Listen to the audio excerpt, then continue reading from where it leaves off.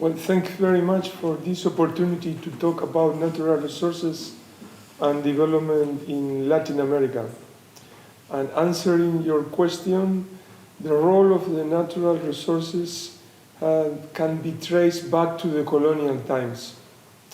From the very beginning of current history of Latin America, we have been exporters, providers of natural resources, of commodities, mostly for global markets. And many of our countries have gone through the area of cacao-driven development, coffee-driven development, beef-driven development, and so on. And that was more or less the current situation in the last decades. We are still a provider of commodities for global markets.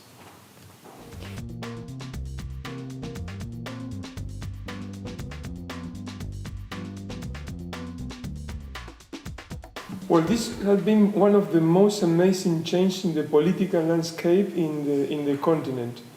By the end of the 2000s, most of the countries in South America, in particular, were under new left or progressivist administrations. And they were quite successful in reducing poverty. But again, these improvements were again related to the export of commodities, because that was the time of the commodity price was very high. There was a strong demand from international markets and many investment opportunities with capital going to the South American countries. So it was something like a big experiment under very unusual situation where we have new left governments under a commodity boom. And in many countries, this results in the reduction of poverty, the increase of the so-called middle class, and consumption-driven perspective on welfare. We face the strange situation, for example, that many countries like Venezuela, Ecuador, and Bolivia depend so heavily, with over 90% of the total exports in natural resources, and of that 90%, most is based on one resource, oil.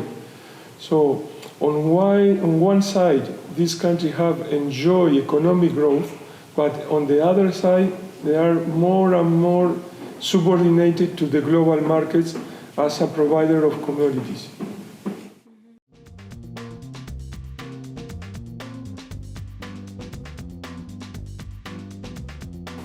Well, this model implies that we continue to base our export in the extractivist sector. That means mining, oil, and agriculture in high volumes, mostly devoted to the global markets, but also with a major role of the state. This role of the state is different in each sector and in each country. For example, that result a more strong participation of the governments, the state, in the oil sector in Venezuela, Ecuador, and Bolivia. Also a state participation in the agriculture sector through a tax on the exports of grains in Argentina, but not in the mining sector in most of the new left governments. Also, this involvement of the state means a strong emphasis on economic redistribution policies. So we face a very strange situation where social justice was reduced or focused more and more on economic compensation tools, in most of the cases through cash transfers with monthly payment to the poor families, which of course are very important, but social justice is much more than a monthly payment to those families. On the other hand, as the government became more and more dependent on extractivism, this resulted that they were not overseeing, controlling, taking care of its social and environmental impacts. So there was a strong increase on social conflicts in many countries.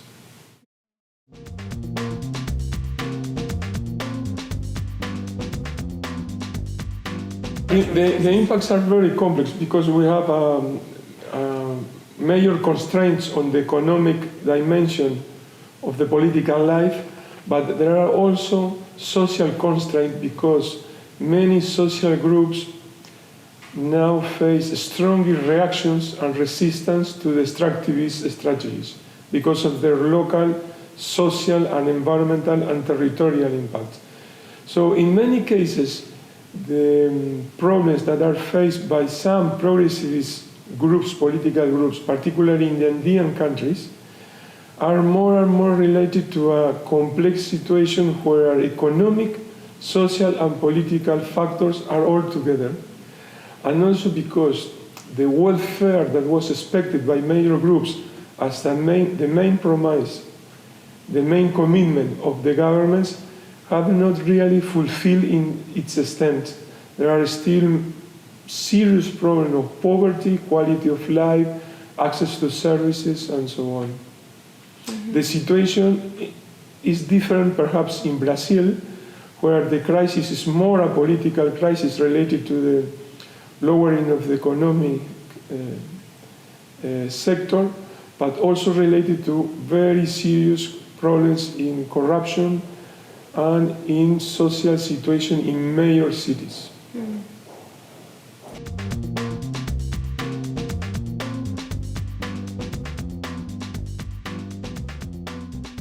Research and the attention, mainly by the academics, are on the local impacts of the extractivist sector. For example, the pollution in a specific community, the loss of soil fertility, the problems with the access to water. But in fact, when we address the extractivist sector as a whole, the most important effects, the most negative ones, are sometimes hidden, and we call them the spillover effects. The spillover effects refer to the change that the governments introduce in national policies so as to approve one or two specific projects. But that results, for example, in the lowering of environmental requirements, in the flexibility of labor conditions, in providing access to economic subsidies of cheap energy. So these favors, this change, these reforms that are introduced to support one project affects the whole national policy, the environmental policy, the social policy, the economic policy, and also affects the whole territory of the country. So these are spillovers over the national policies and spillovers over the whole country so as to favor one specific project. And this is one of the major problems of current extractivist projects in the region. Mm.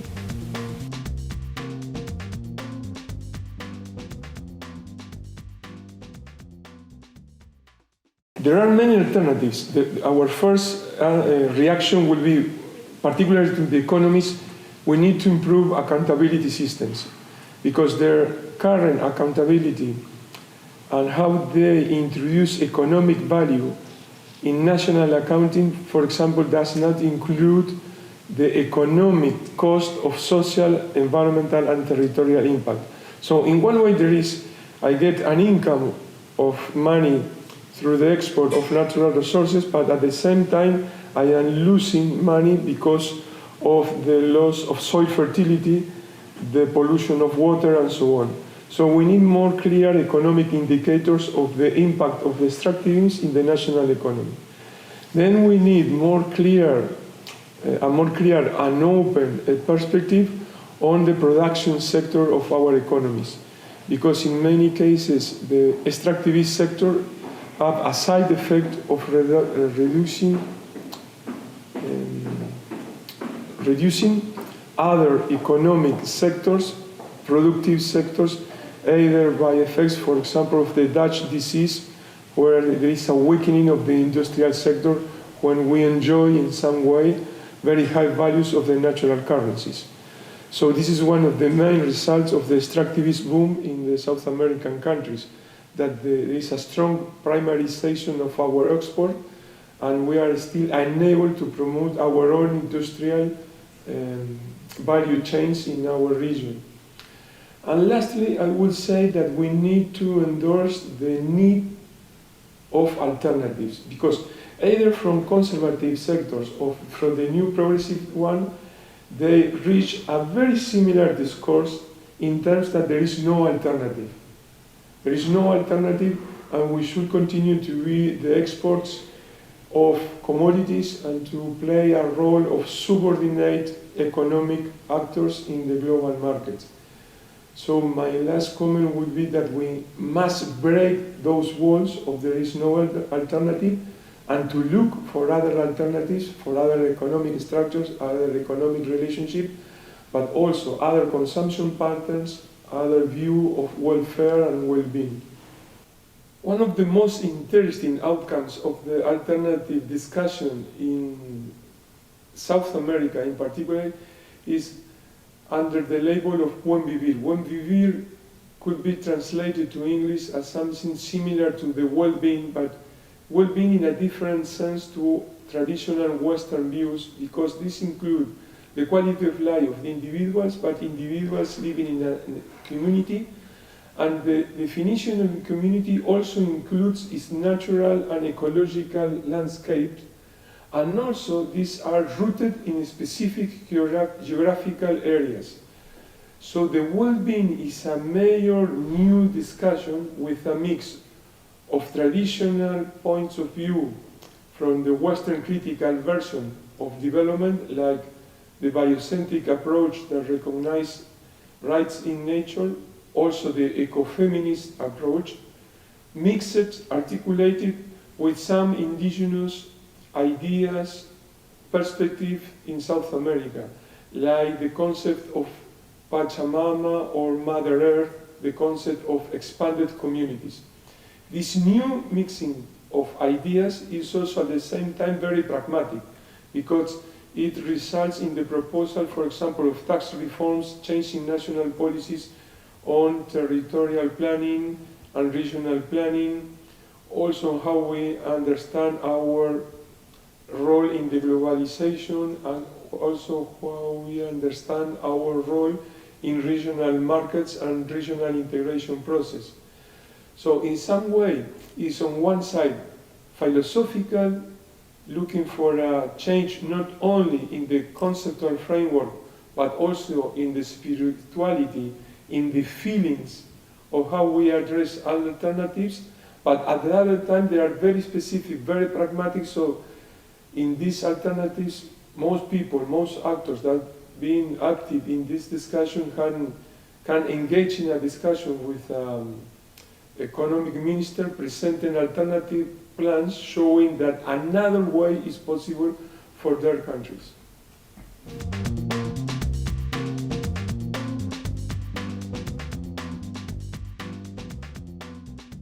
Yes, because along with the traditional discussion, debates, the conflicts around development projects and the political options behind development projects, either from the traditional conservative administration, but also from the new progressivist administration, in the last year have been emerging a new, quite radical, distinct debate that is under the label of buen vivir, the well-being.